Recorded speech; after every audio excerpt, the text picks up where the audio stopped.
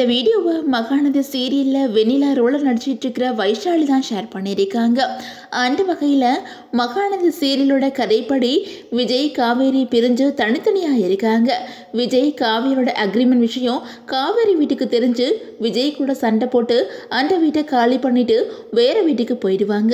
இந்த நிலையில் காவேரியை லவ் பண்ணிட்டு இருக்கிற விஜய், இனி என் வாழ்க்கை காவேரியோட தான், காவேரியை என் ஒய்ஃபாக கூட்டிட்டு தான் இனிமேல் இந்த வீட்டுக்கு திரும்ப வருவேன் அப்படின்னு சொல்லிட்டு விஜயும் வீட்டை விட்டு கிளம்பி காவேரி குடும்பம் எங்கே குடியிருக்காங்களோ அதுக்கு எதிர்த்த வீட்டில் தங்கியிருப்பாங்க. இப்படி இருக்கும்போது அப்கமிங்காக வரப்போகிற எபிசோடில் என்ன நடக்க போகுது அப்படின்றத இந்த சீரியலில் வெண்ணிலாவாக நடிக்கிற வைஷாலி ஷேர் பண்ணியிருக்காங்க. அதில் வெண்ணிலா விஜய்கிட்ட இது நான் வாங்கி கொடுத்த கிஃப்ட் தானே அப்படின்னு கேட்டிருப்பாங்க. அது மட்டும் இல்லாமல் அவங்களுக்கு பழைய ஞாபகம் வந்த மாதிரியும் காமிச்சிருப்பாங்க.